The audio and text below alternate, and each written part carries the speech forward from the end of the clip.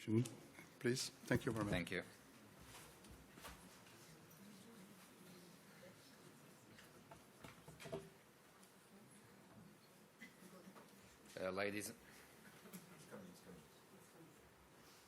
Ladies and gentlemen, good morning. My name is Paulo Mirpuri, and I'm the president and founder of the Mirpuri Foundation, as well as the president of the leading wet lease airline, which is Hifly. My presentation today is divided in two parts. The first part is identifying a bit the problem which has been largely discussed over the last few days in this conference. And the second part is about how the private sector can contribute in a specific sector, which is the aviation, which is an industry that has a lot of emissions into the atmosphere, but how the problem can be tackled and solved if we don't put our head in the sand. So we have gone through the Stone Age, through the Iron Age, and through the Bronze Age, and we are now at the Plastic Age. Here we have the photos above of microplastic, the primary form, as we find it in, for example, in the shampoo.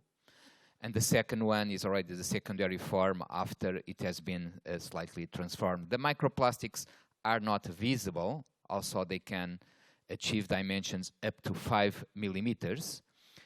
But they are present in the oceans in quite large quantities. This slide is about presenting how the microplastics end up in the ocean. And as Maria João just said, it's coming from drugs, it's coming from the industry, it's coming from our daily lives using cosmetic products. So it's coming from everywhere, but it all finishes in one place, which is the ocean. And the microplastic then degrades into nanoplastic.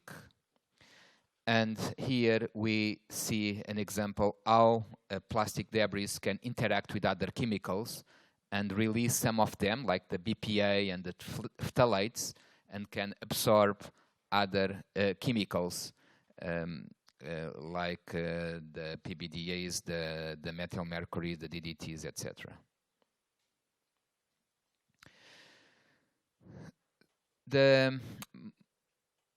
To enter the human body, the microplastics needs to be below 150 microns. Above that, we can ingest, but it will go out of the body. But if they are 150 or below, then they can enter the human body, and if they are really small, below 20 microns, it can even enter into organs like the kidney and the liver, and then can interact with our body, with our endocrine system. And because some of these molecules are very similar to our own, some of our hormones, for example, the phthalates and the BPA have a similar. Are similar in certain aspects to some sexual hormones, and they fit well in the receptors of these hormones, and that's why they can cause endocrine disruptions and some serious issues into our health. And the problem is that we, unlike many other species, we are exposed to plasticizers since we are still in the early stages of becoming a human being. So when the human species is inside the mother, we are already being exposed to these chemicals. It is now well known the relationship between many of these chemicals some of them coming out of the plastic, and several diseases. The plastic came into our society around the 50s in a big scale. And if we analyze some of the diseases that are today common, they start around the same eras, around the 50s. And infertility, premature menopause, obesity, some metabolic disorders, diabetes, permanent changes in weight control, low IQ problems, hyperactivity, autism, and reproductive and urinary systems disorders are all very well have been analyzed, and they are related to the presence of chemicals or exposure to several chemicals on our daily lives. And I didn't mention here, but some forms of cancer are also related to these chemicals. Okay, so I will not go too much in details on the science side. I leave this to the science. But I want to speak on the second part of this presentation about what the private sector can do to tackle this problem. It's important that the science community analyze the situation, identify the problems, establish the relationship between certain chemicals and human health problems. But now it's up to the governments and the private sector to come up with solutions to mitigate these problems.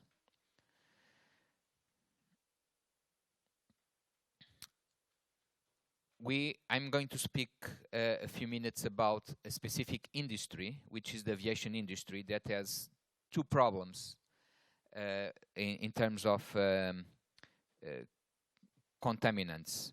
We produce a lot of plastic. All of you have traveled to come here, or most of you, and you have seen that plastic is used in the catering equipment, is used to protect the headsets if you are flying long haul, or pillows or mattresses. It's a lot of plastics in a single flight. One long haul flight weighs as much, one single leg weighs as much as 150 kilograms of plastic. So if you think that our industry transports 4.4 billion passengers in 2018, that we do 42 million flights every year. And but at the same time, we are close to be a $3 trillion industry, and we employ almost 66 million persons, so we create 66 million jobs. You can see that the global aviation has a big impact today. So we went deeper and analyzed that we produce, with all those flights, 5.7 million tons of cabin waste, just generated by the cabin waste in a single year. These sources are from 2017. And worse, this is estimated to double in the next 10 years. But at the same time, one of the UN SDGs says that we need to cut by half the food waste by 2030. So it looks like an impossible equation, where we are going to 11 million tons of waste coming out of the cabins from the aircraft that we use every day, and we need to, at the same time, to cut it by 50% by 2030. So if nothing is done in the way we do things today, this will be an impossible mission. But fortunately, the good news is that there is a lot that we can do. Plastics alone, and we have discussed plastics a lot in the previous sessions, represents 17% of the cabin waste. Plastic bottles that are handed over to each passengers on the most prestigious airlines in the world, plastic cups, catering equipment, plastic straws, it's everywhere. But if we think, most of these can be substituted or eliminated from the cabin of an aircraft. So, on the private sector, we launched a campaign, a significant campaign about turning the tide on plastic. And we started with different communication platforms. Here, we see one of our campaigns on a race around the world that passed through several cities on a global basis, and we were sponsoring many ocean conferences and ocean summits with the message of turn the tide on plastic. And this campaign alone, that cost to the sponsors a couple of dozens of millions of dollars, and as a result achieved, and these numbers are from independent auditors, around 820 million persons on a global basis. This was 2 years ago, through media articles, through TV programs. It generated the equivalent, if it was publicity, almost $600 million return, let's say, return on investments for the good. So it had a big impact, and I think all of you, despite being most of you on the science, I think all of us realized that on the last 2-3 years, the theme about plastics is it's spoken on the general media a lot more than before. So the community is facing the problem and trying to find solutions. The program was so important that we got the sponsorship from the United Nations Environment, so it was one of our partners in this campaign, as well as some other important partners like the Sky Group, which was very important to spread the problem and the word on the worldwide basis. And above is one of our aircraft. We were going to dozens, I would say hundreds of airports around the world with the message, turn the tide on plastic. And the airlines from all over the world were asking us, when they see this campaign, what are we doing to tackle the problem? And then we organized conferences for the industry, and we attract the attention of the European community. This was, the Cabin Forum was done here this year, a couple of months ago, not far from where we are today in Sintra. And we attracted dozens of the main airlines around the world that were very interested to listen to us, to exchange ideas, and find ways to solve the problem. And then we increase the awareness, and we got the royalty, we got film stars, we got public figures to join us and increase, and politicians. Here on this lower right slide is our Minister of Environment from Portugal that joined us during the Web Summit to discuss these issues as well. And the message was passing across to the media and to the general population. And if you go to the nicest restaurants here in Cascais, for example, you will see that much of the plastic that was used before is now eliminated. So there is a positive change in the air and in our daily lives here in Cascais. And then we went further. We wanted to show it was really possible to do a flight without a single-use plastic piece on board. And in December 2018, we did the first trials on flights between Portugal and Brazil.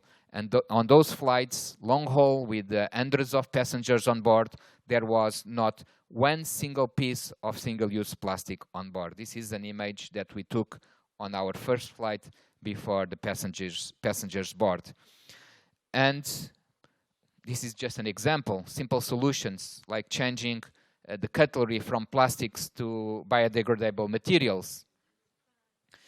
This is what you have had before, and now that's what we have on our flights. Everything was plastic just 1 year ago in our airline and in many airlines around the world. And now, no plastic. Everything is biodegradable 100%. So we were very enthusiastic about our environmental policies in one of our businesses, and we declared that Hifly will become fully plastic-free by the end of the current year, and we are well on track. And we also announced that we will be the first airline to be carbon neutral by 2021. And we are already working on that through adjustment of operational procedures, renewing the fleet with the latest technology aircraft, and finally through carbon offset programs. And I take 30 seconds of my time here during this presentation that I'm speaking to the science community, that one of the ideas that we have is exactly about what we can do to, at the same time, improve the health of our oceans through, for example, ocean reforestation campaigns that can sequester carbon and then certify this kind of programs by independent regulators and then enter the carbon market, so we have a positive feedback. This means that the programs that we invested in initially that can regenerate oceans, maybe on marine reserves, can improve the ecosystems, and at the same time sequestrate the carbon, then this means that we can trade these carbon offsets on the carbon market, and with the money generated by this, by selling this carbon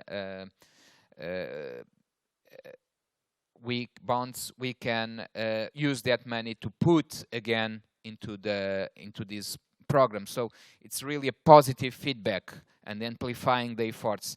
There is an initial investment that is required, that our foundation is ready to fund. There is a good acceptance by a couple of governments we have discussed this with, and we would like to challenge the scientific community to come with ideas where this concept can be further developed and be implemented.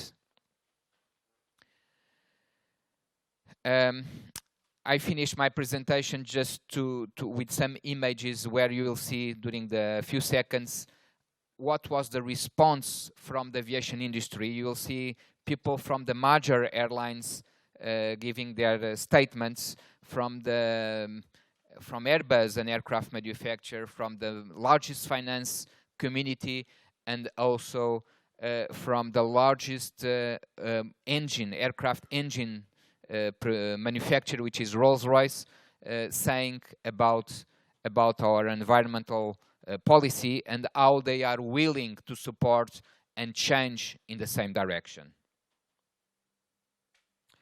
Just before this short video that I'm going to present in a second, new technology aircraft can cut carbon emissions by up to 25% per seat. That's a lot. And look at all these airlines from all over the world that are following exactly what we have started.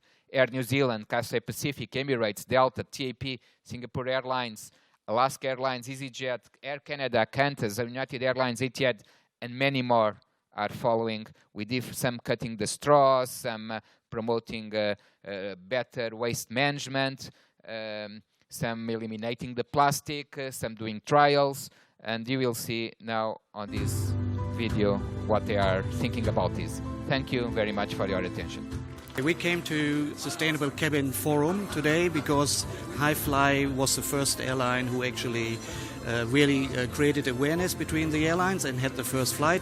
This kind of forum, having all of the airlines together, I think it's a great start to have this conversation to see what we can really do. Yeah, I think this is an excellent forum for the airlines to come together here and understand, get a common understanding of what sustainability is on and take this across to their organizations back, to bring some focus on this matter that's so important for the future. You've been doing a lot against the plastic, first non-plastic flight, so yeah, it's a very good opportunity to be invited by Hifly and hear what you have to say. I think we're all in it together, aren't we?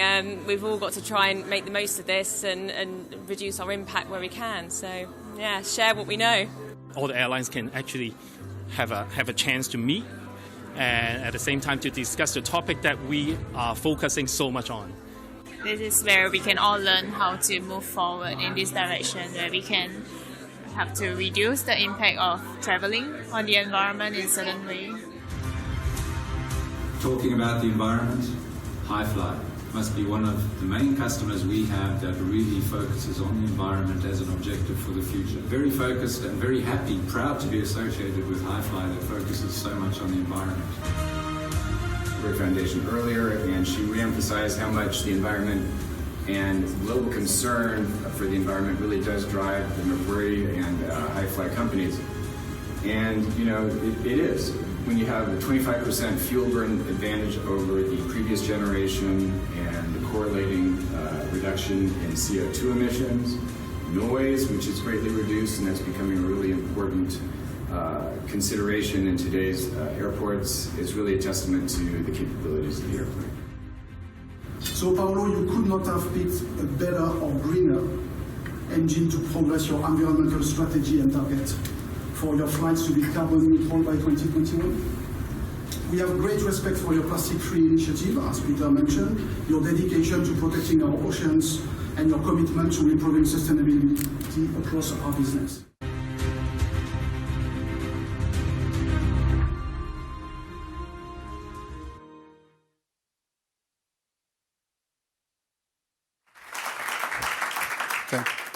Thank you very much. Thank you very much for the involvement.